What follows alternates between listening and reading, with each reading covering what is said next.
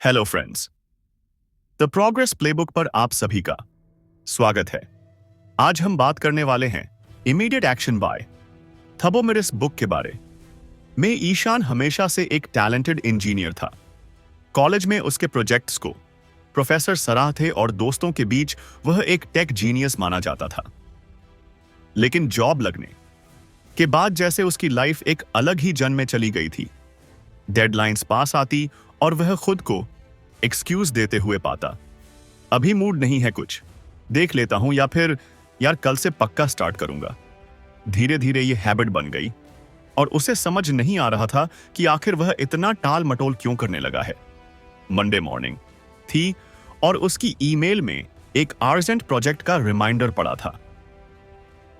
Client को अगले हफ्ते तक फाइनल रिपोर्ट चाहिए थी, लेकिन ईशान ने अभी तक उसे प्रॉपर्ली स्टार्ट भी नहीं किया था। उसने लैपटॉप खोला, कुछ देर स्क्रीन को घूरा, फिर उठा और किचन में कॉफी बनाने चला गया। कॉफी बनाते बनाते उसे याद आया कि उसे अपने पुराने कॉलेज फ्रेंड्स के मैसेजेस का रिप्लाई भी करना था। फिर behind your procrastination before trying to overcome it, ये लाइन पढ़कर वह सोच में पड़ गया।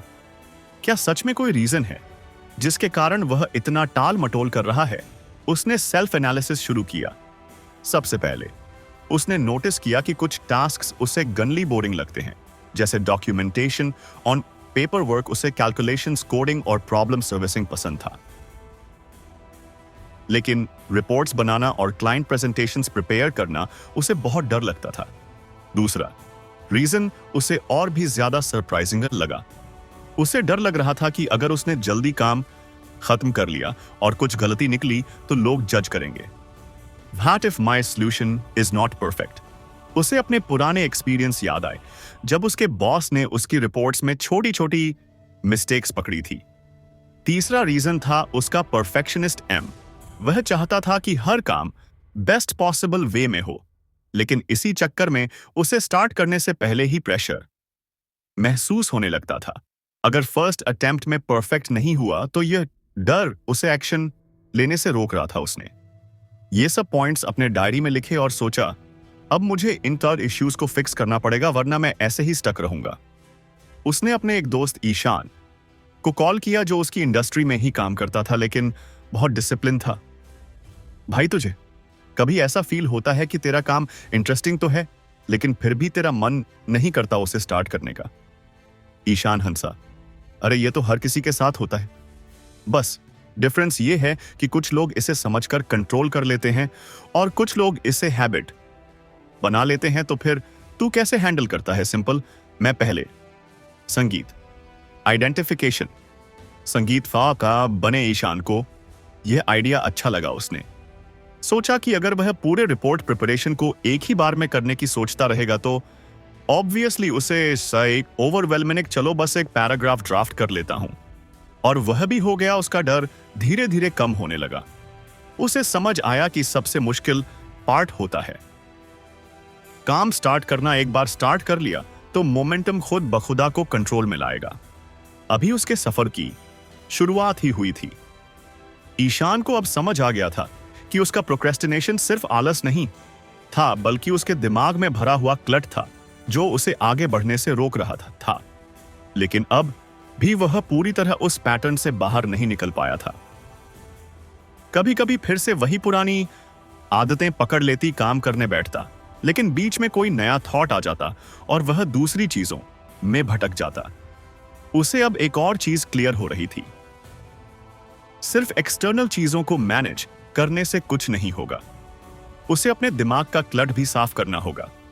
एक शाम जब वह अपनी डेस्क पर बैठा था, उसने गौर किया कि उसके आसपास कितना सारा फिजिकल क्लट पड़ा था। पुराने बिल्स, आधे लिखे हुए नोट्स, पिछले साल के कॉन्फ्रेंस के ब्रोशर्स, कुछ रैंडम पेपर्स, सब कुछ यूं ही फैला हुआ था। उसे याद आया कि एक बार उसने कहीं पढ़ा था कि एक्सटर्नल क्लट मेंटल क्लट को बढ़ा देता है। उसने फैसला किया कि सबसे पहले वह अपनी वर्क स्पेस को साफ करेगा। वह उठा, एक बड़ी सी खाली बॉक्स ली और जो भी चीज उसे जरूरी नहीं लगी सब उसमें डालने लगा। कुछ चीजें रखनी जरूरी थी, लेकिन उनका कोई प्रॉपर प्लेस नहीं था। उसने सोचा कि यही तो उसकी पूरी लाइफ में भी हो रहा था। कुछ इंपॉर्टेंट थॉट्स थे, लेकिन वह इधर उधर बिखरे पड़े थे, जिसकी वजह से इस वजह से उसकी क्लैरिटी खराब हो रही थी। जब उसका डेस्क साफ हो गया तो उसे एक अजीब सी सेटिस्फैक्ट्रीली संगीत क्लट नहीं, उसके दिमाग में भी बहुत सारी अनफिनिश्ड चीजें भरी पड़ी थी। कुछ ऐसे काम जो उसने शुरू तो किए थे लेकिन कभी पूरे नहीं किए, कुछ ऐसे डिसीजंस जो उसने टाल दिए थे, और कुछ ऐसे गोल्स जिन पर उसने कभी एक्शन ही नहीं लिया। उसने अपनी डायरी निकाली और सारे ऐसे टास्क्स लिखने शुरू किए जिन्हें उसने कभी पूरा नहीं किया था। लिस्ट लंबी होती गई। कुछ पुराने ईमेल्स का रिप्लाई करना, कुछ फ्रेंड्स से कॉल करने का प्लान था जो कभी हो ही नहीं पाया, एक प्रोग्रामिंग कोर्स जो उसने ज्वाइन किया था लेकिन हाफ वे छोड़ दिया था, कुछ ऐसे पर्सनल गोल्स जिनके बारे में सोचा था लेकिन कुछ किया नहीं। जब उसने पूरी लिस्ट देखी तो उसे लगा जैसे उसके दिमाग में हर वक्त यह सब एक बैकग्राउंड नॉइज की तरह चल रहा था जिसे वह कभी प्रॉपर्ली नोटिस नहीं कर रहा था। ये सारी इनकम्प्लीट चीजें उसे मेंटली एग्जॉस्टिव कर रही थी और वह खुद भी नहीं समझ पा रहा था कि उसका दिमाग इतना हैवी क्यों महसूस करता है। उसने डिसाइड किया कि अब वह एक एक करके इन सारे पेंडिंग कामों को पूरा करेगा। सबसे पहले उसने वह ईमेल्स भेजी जो उसे महीनों पहले भेजनी थी। फिर उसने उन दो दोस्तों को कॉल किया जिनसे वह बहुत समय से बात नहीं कर पाया था। हर बार जब वह एक छोटा सा इनकम्प्लीट टास्क पूरा करता उसे अपने दिमाग में कुछ सी रिलीफ महसूस होती। फिर उसने अपने पुराने कोर्स को देखा जो उसने हाफ छोड़ दिया था। उसे याद आया कि जब उसने वह कोर्स शुरू किया था तब कितना एक्साइटेड था, लेकिन बीच में कुछ और अर्जेंट काम आ गए और उसने उसे टाल दिया था। उसने सोचा कि अगर वह इसे पूरा नहीं करना चाहता तो उसे ऑफिस ड्रॉप करना चाहिए ताकि उसके दिमाग में यह एक ओपन लूप की तरह ना रहे बढ़ जाए। उसने कोर्स के डैशबोर्ड में जाकर देखा और सोचा चलो कम से कम एक मॉड्यूल तो कंप्लीट कर लेता हूं, और उसने वो शुरू कर दिया। उसे खुद भी यकीन नहीं हो रहा था कि जिस काम को वह महीनों से टाल रहा था उसे बस स्टार्ट करने की देर थी। धीरे धीरे उसने महसूस किया कि उसका माइंड पहले से ज्यादा क्लियर हो रहा था। अब जब वह अपने एक्चुअल गोल्स पर काम करता तो वह ज्यादा फोकस्ड महसूस करता। उससे पहले जो ओवरवेलम महसूस होता था वो कम होने लगा था। अब जब वह अपनी रिपोर्ट पर काम करता तो उसके दिमाग में रैंडम थॉट्स नहीं आते कि उसे किसी और पुराने काम को पहले करना चाहिए। एक दिन उसने अपनी डायरी खोली और नोटिस किया कि अब उसमें ज्यादा स्पेस खाली थी। उसके पुराने पेंडिंग टास्क लिस्ट के ज्यादातर आइटम अब कंप्लीट हो चुके थे। उसे पहली बार ऐसा महसूस हुआ कि वह अपनी लाइफ में कंट्रोल वापस ले रहा है। कुछ हफ्तों बाद जब वह अपने लैपटॉप पर एक नया प्रोजेक्ट शुरू कर रहा था तो उसने रियलाइज नहीं हो रहा था। उसने बिना किसी डिस्ट्रैक्टेबिलिटी चीजें चलती रहेंगी तब तक वह किसी भी नए काम को पूरी एनर्जी से नहीं कर पाएगा। अब उसका सफर पूरा हो चुका था। वह प्रोक्रेस्टिनेशन से बाहर निकल आया था। ईशान को अब लगने लगा था कि उसने अपनी प्रोक्रेस्टिनेशन की आदत पर काफी हद तक काबू पा लिया है, लेकिन कभी कभी जब कोई बड़ा और इंपॉर्टेंट टास्क सामने आता तब वह फिर से वही पुरानी आदतों में लौट जाता, काम करने बैठता, फिर एक रैंडम वीडियो देखने लगता या फिर बस इधर उधर की चीजों में उलझ जाता। उसे समझ नहीं आ रहा था कि ऐसा क्यों हो रहा है जबकि उसने खुद को इतना डिसिप्लिन बना लिया था। अब तक उसे लग रहा था कि प्रोक्रेस्टिनेशन सिर्फ एक बैड हैबिट है, लेकिन धीरे धीरे उसे एहसास हुआ कि यह उससे कहीं ज्यादा गहरी चीज थी। एक दिन उसने खुद से सवाल किया, मैं सच में इस काम को अवॉइड करना चाहता हूं या इसके पीछे कोई और रीजन है? उसने गौर किया कि जब भी कोई नया चैलेंज आता तो उसके दिमाग में एक सटल सा डर पैदा हो जाता था, क्या मैं इसे ठीक से कर पाऊंगा? जब उसने अपनी पिछली आदतों को एनालाइज किया तो उसे एहसास हुआ कि उसकी प्रोक्रेस्टिनेशन का एक बहुत बड़ा कारण सेल्फ डाउट था। उसे हमेशा लगता था कि वह जो भी करेगा वह उतना अच्छा नहीं होगा जितना होना चाहिए। उसे अपने कॉलेज के दिन याद आए जब वह कोडिंग कंपटीशन में भाग लेता था। एक बार उसने एक बहुत ही कॉम्प्लेक्शन को सॉल्व करने की कोशिश की थी, लेकिन लास्ट मोमेंट पर उसकी कोडिंग में ऑस एरर आ गई थी और उसने हार मान ली थी। उस दिन के बाद से वह हर बार किसी डिफिकल्ट टास्क को शुरू करने से पहले ही संगीत हेसिटेशन लेने से रोक देती थी। उसे एहसास हुआ कि प्रोक्रेस्टिनेशन सिर्फ टाइम मैनेजमेंट का इशू नहीं था, बल्कि उसके दिमाग के अंदर एक डीप रूटेड फियर था। वह सिर्फ बोरिंग या डिफिकल्ट टास्क्स को अवॉइड नहीं कर रहा था, बल्कि वह उन सिचुएशन से ही बच रहा था जहां उसे अपनी कैपेबिलिटीज को प्रूव करना होता। कहीं ना कहीं वह फेलियर को लेकर इतना कॉशियस हो गया था कि उसने रिस्क लेना ही बंद कर दिया था। अब जब उसे यह समझ आ गया कि उसकी प्रोक्रेस्टिनेशन की जड़ क्या है, तो उसने इसे सही तरीके से डल करने का फैसला किया। उसने सबसे पहले यह मान लिया कि हर बार परफेक्ट रिजल्ट देना जरूरी नहीं है। अगर कोई काम सही से नहीं होता तो इसका मतलब यह है नहीं कि उसने पूरी कोशिश नहीं की। उसने खुद को याद दिलाया कि फेलियर भी लर्निंग का एक पार्ट है। अब जब भी उसे किसी मुश्किल टास्क को शुरू करने में रेजिस्टेंस महसूस होता, तो वह खुद से एक सिंपल सवाल पूछता, मैं इस काम को जेन्युइनली नहीं करना चाहता या मैं सिर्फ इससे डर रहा हूं? अगर जवाब यह होता कि वो डर रहा है, तो वह जानबूझकर खुद को उस डिस्कंफर्ट में डाल देता। उसने महसूस किया कि जब भी वह किसी डर का सामना करता, तो वह धीरे धीरे कम होने लगता था। एक दिन उसकी कंपनी में एक नया प्रोजेक्ट आया जिसमें उसे एक पूरी नई टेक्नोलॉजी पर काम करना था। पहले इंस्टिंक्ट के तौर पर उसने सोचा कि वह इस काम को कुछ देर बाद शुरू करेगा, लेकिन फिर उसने खुद से पूछा, क्या मैं इसे टाल रहा हूं क्योंकि मुझे यह बोरिंग लग रहा है, या क्योंकि मुझे डर है कि मैं इसे ठीक से नहीं कर पाऊंगा? जवाब साफ था, उसे डर था कि वह इसे अच्छे से नहीं कर पाएगा। इस बार उसने अपनी स्ट्रेटजी बदली। उसने खुद से कहा कि वह इस काम को सिर्फ 10 मिनट के लिए करेगा, बिना यह सोचे कि इसका आउटकम क्या होगा। उसने प्रोजेक्ट ओपन किया, डॉक्यूमेंटेशन पढ़ना शुरू किया और कोडिंग के कुछ बेसिक स्टेप्स लिखे। उसे लगा कि यह उतना भी मुश्किल नहीं था जितना उसने सोचा था।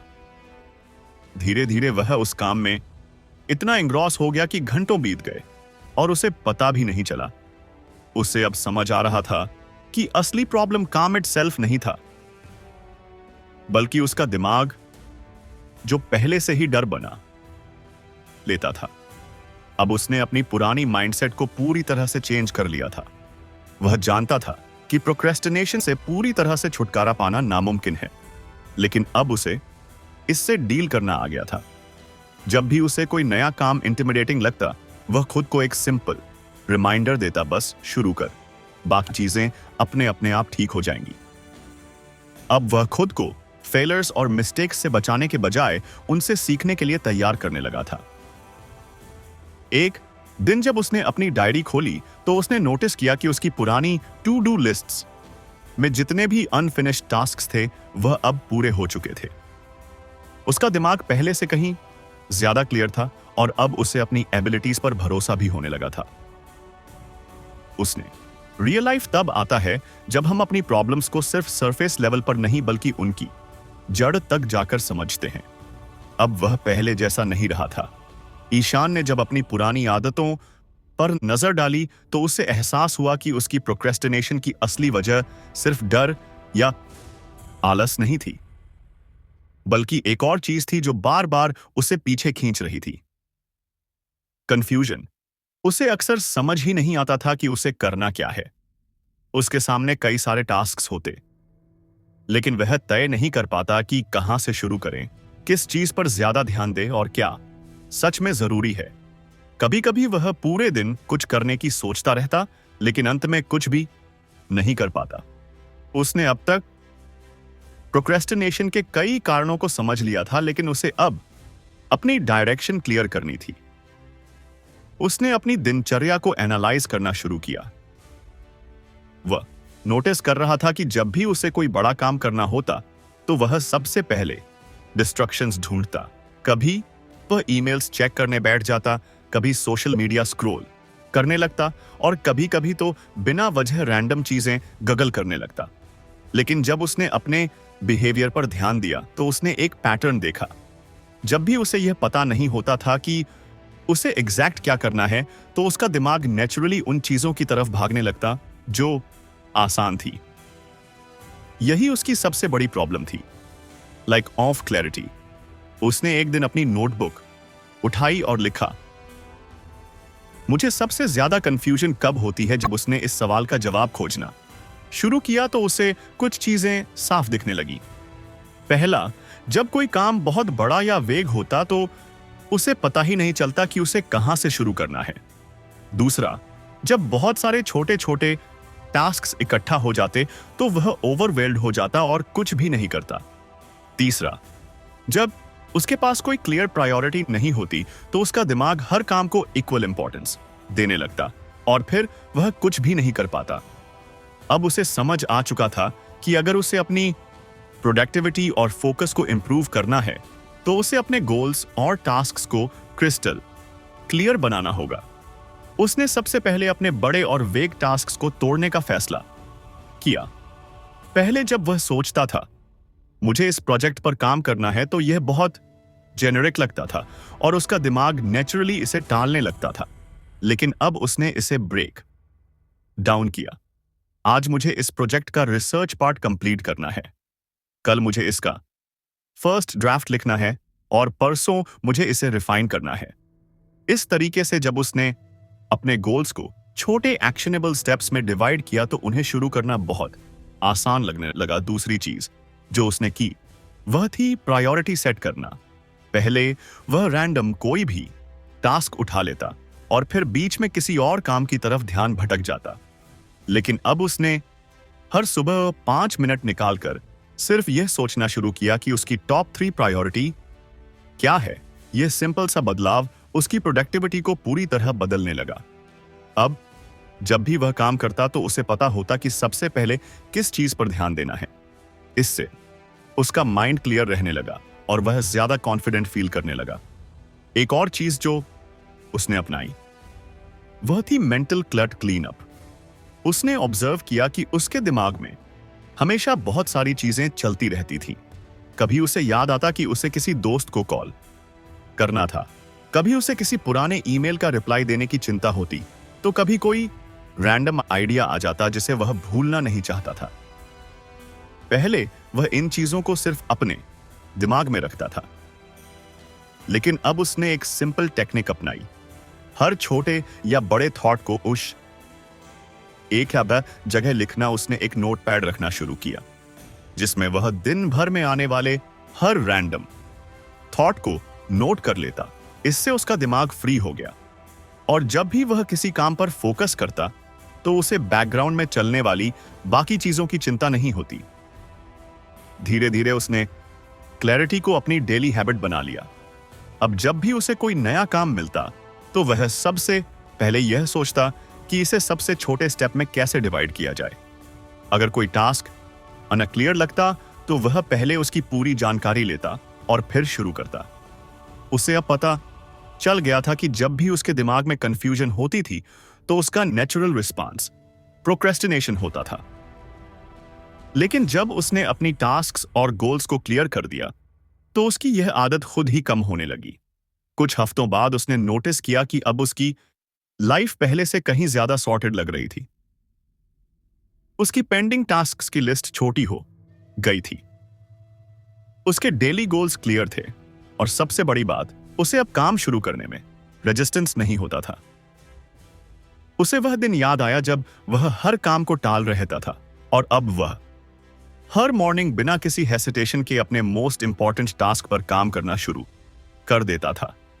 एक दिन जब उसने अपनी पुरानी नोटबुक उठाई तो उसने वह पेज देखे जिनमें उसने अपनी संघर्ष लिखी थी।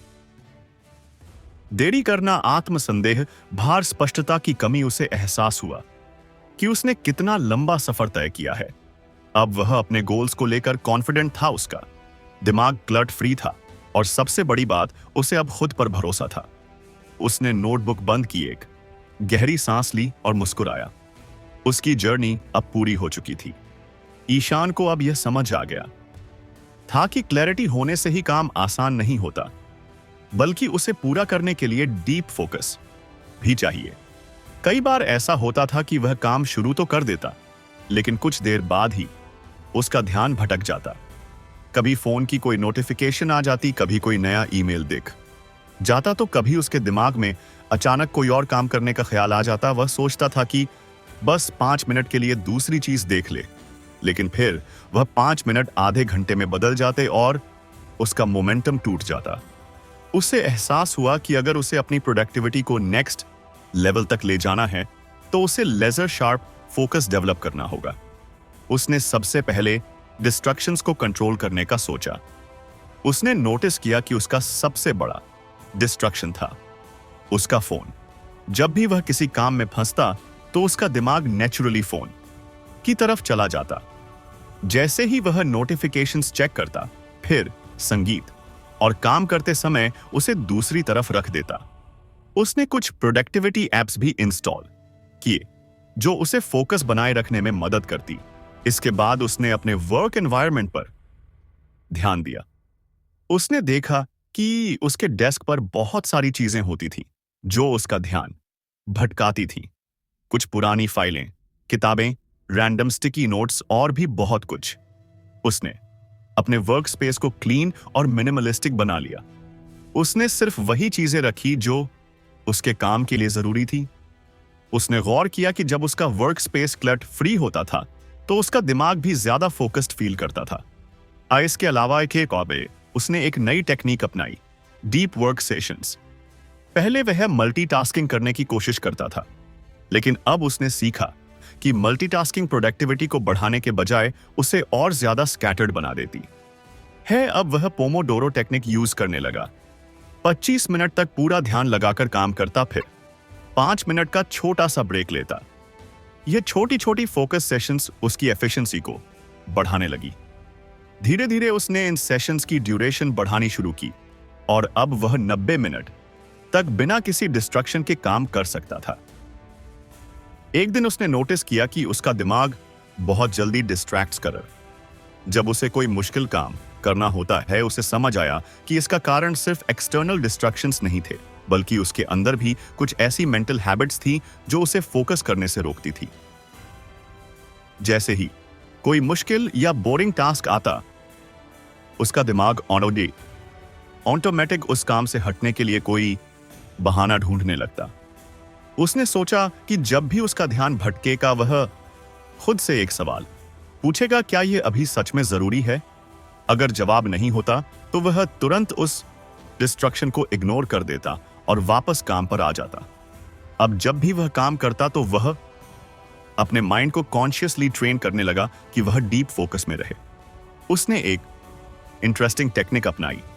हर बार जब वह ध्यान भटकने लगता, तो वह पॉज लेता और एक और डीप ब्रेथ लेकर अपने काम पर इस सब पर वापस आ जाता।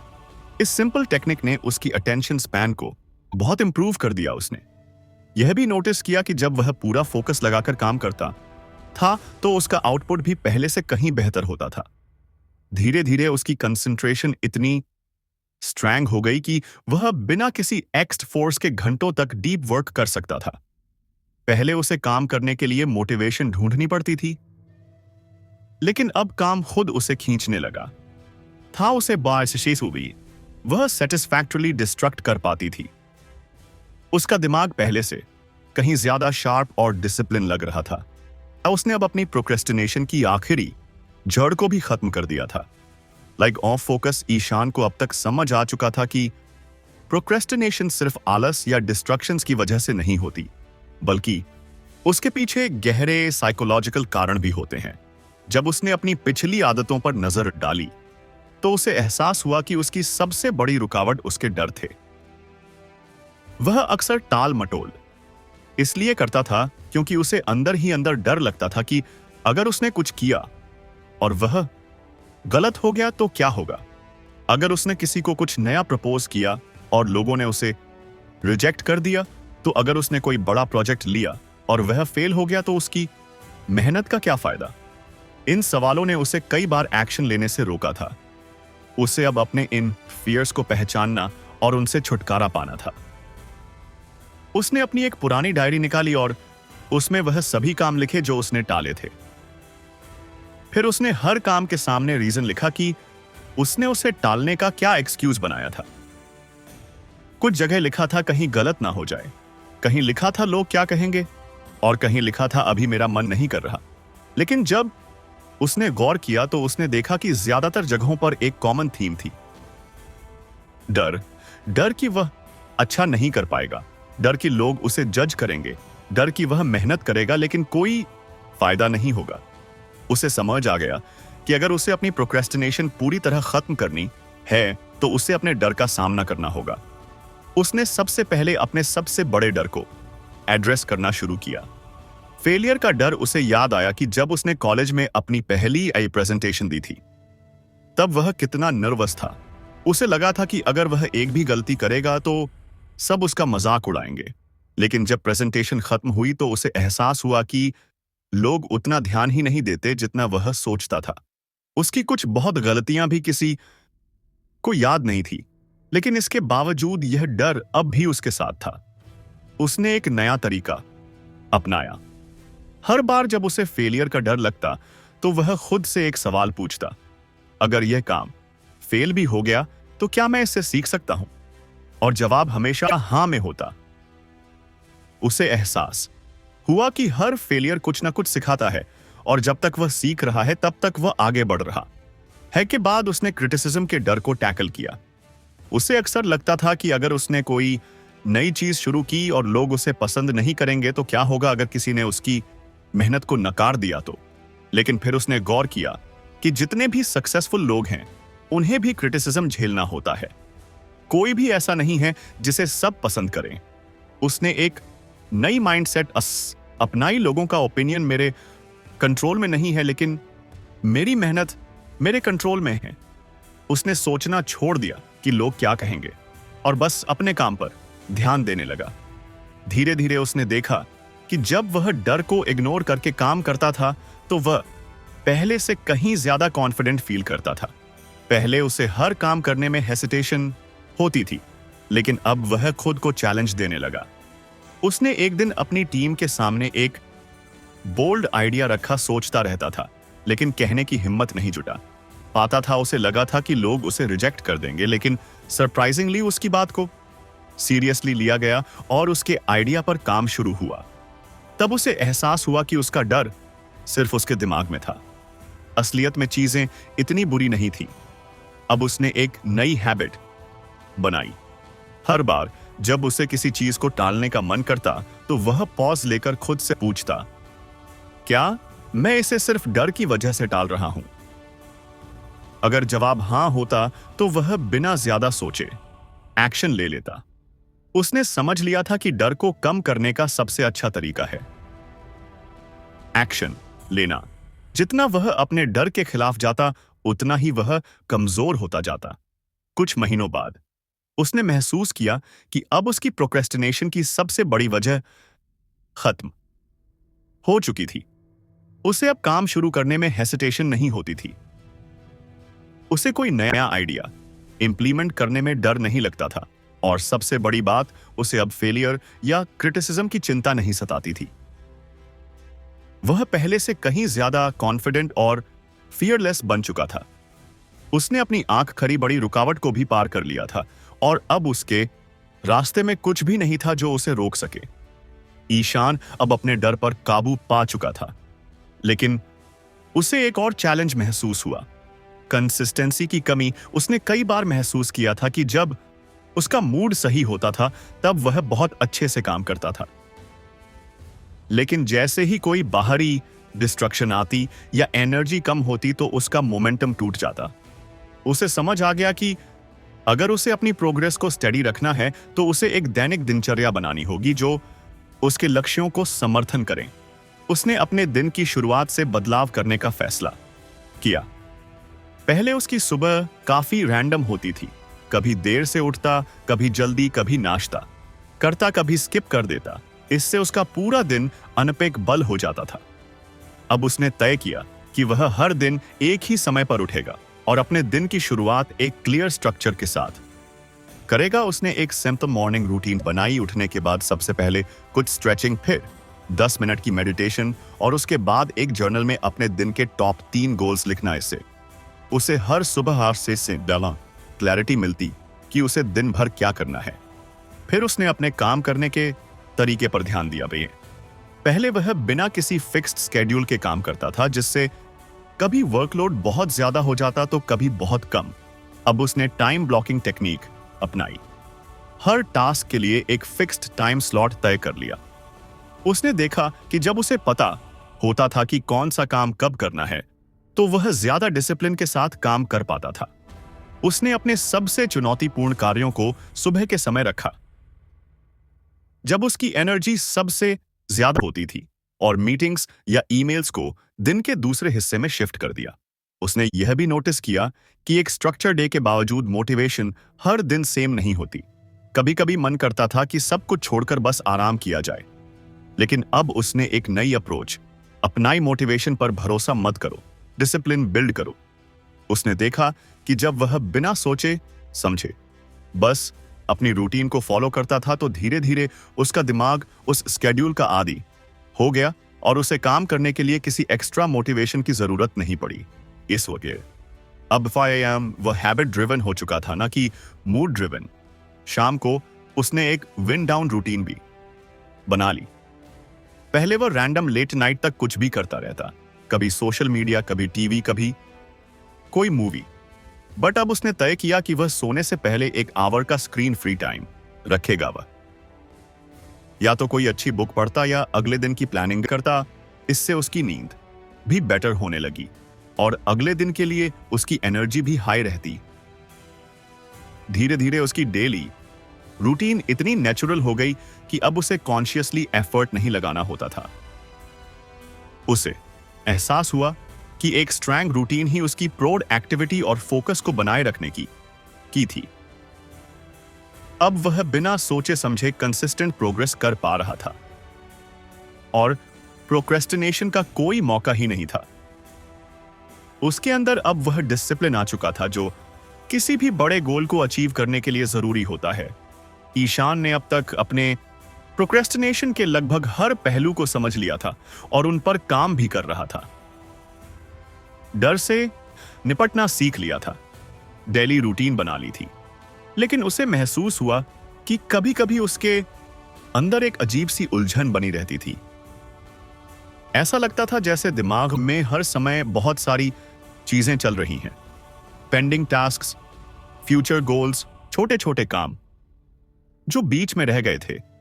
उसे लगने लगा कि जब तक उसका दिमाग क्लियर नहीं होगा, तब तक वह पूरी तरह फोकस नहीं कर पाएगा। स्नॉटीनेस। उसने अपनी डायरी उठाई और उन सभी चीजों की लिस्ट बनाने लगा जो अधूरी रह गई थी। पुराने प्रोजेक्ट्स, पढ़ाई की अधूरी किताबें, पेंडिंग ईमेल्स, यहां तक कि छोटे-छोटे पर्सनल काम जो वह महीनों से टाल आ रहा था। जब लिस्ट पूरी हुई तो उसे एहसास हुआ कि उसके दिमाग में क्लट कितना ज्यादा था।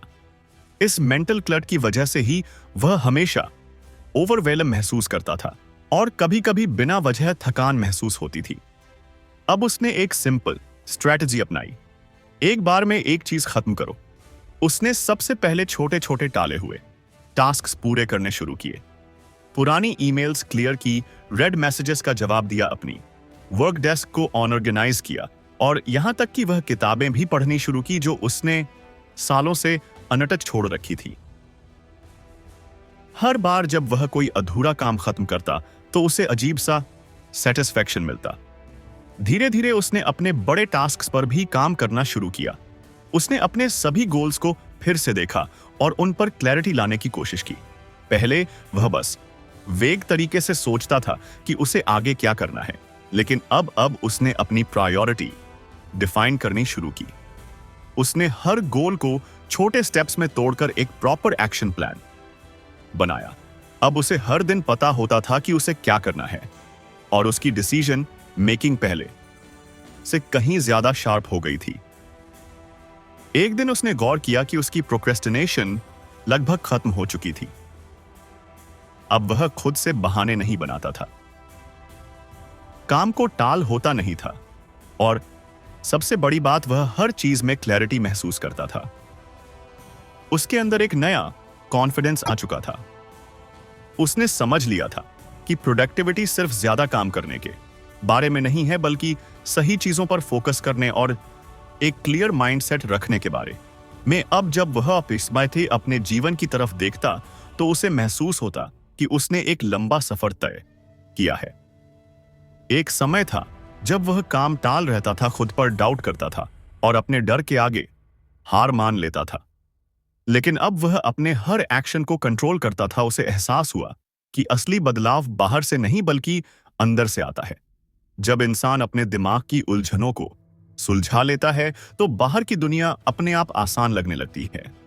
ईशान को अब पता था कि आगे चाहे कोई भी चैलेंज आए, वह उसे प्रोक्रेस्टिनेशन में फंसे बिना हैंडल कर सकता है। उसने न सिर्फ अपनी आदतें बदली थीं, बल्कि खुद को पूरी तरह से ट्रांसफॉर्म कर लिया था। उसकी जर्नी यहीं खत्म नहीं हुई थी, बल्कि अब उसकी असली ग्रोथ शुरू हुई थी। तो फ्रेंड्स, ये थी हमारी आज की बुक समरी। आपको कैसी लगी कमेंट करके जरूर बताएं और धन्यवाद आपका समरी एंड तक सुनने के लिए।